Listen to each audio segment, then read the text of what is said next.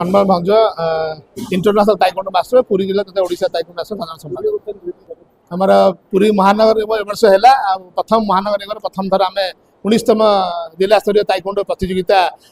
मुची साहित्य कल्याण मंडप अनुष्ठित होगा कलु 2 दिन धरी या मुख्य अतिथि प्रथम दिन मुख्य अतिथि भाव आम राज्य सांसद सुभाषिष खुंटिया महोदय रविशंकर पतिहारी सुदर्शन साहू आसते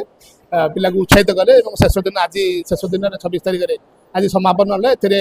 मिनिमम 253 जन प्रतियोगी 588 इवेंट प्रतियोगिता करते विभिन्न कैटेगोरी खेलते super sub junior cadet junior senior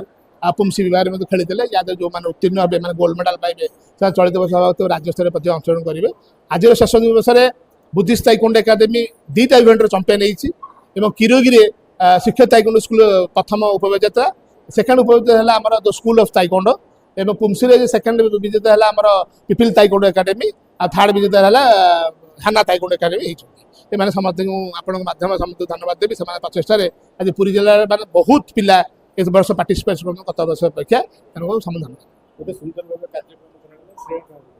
ना से सब पिला देवी समस्त गार्डियन को देवी कोच को देवी से माने सहयोग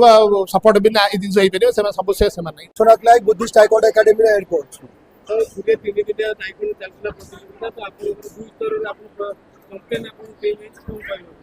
बहुत खुशी कथा प्रथम कथा तो मुझे पिला को बहुत बहुत अशेष धन्यवाद दूसरी कारण से अक्लांत परिश्रम वर्ष सारा से जो आशा थी आज से परिपूर्ण होती द्वितीयतः मोर जो मैंने बुद्धिस्ट ताइकोंडो एकाडेमी गार्डियन मान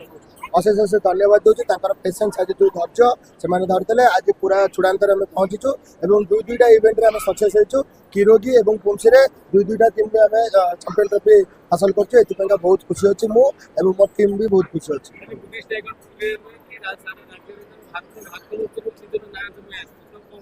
प्रथमतः वर्ष स्टार्टिंग रू आमर स्टार्ट हो जो डिस्ट्रिक्ट जिला स्तरीय प्रतियोगिता तादेहू ही पिला सब प्रदर्शन था आदेहू जो जो पिला सब उन्नति कर राज्य स्तरीय ताइकोंडो से परफॉर्मेंस करेंगे और से जहाँ कृतित्व से पुणी नेशनल लेवल से परफॉर्म करेंगे और नेशनल लेवल से अक्लांत परिश्रम डिपेंड कर भगवान का आशीर्वाद अच्छी पेरेंट्स मानकर बहुत धैर्य अच्छी और पिला बहुत अक्लांत परिश्रम भी कर नेशनल मेडल पाइबारे भी आमर भी आशा अच्छी जहाँ रहा पिला डिपेंड कर परिश्रम धन्यवाद।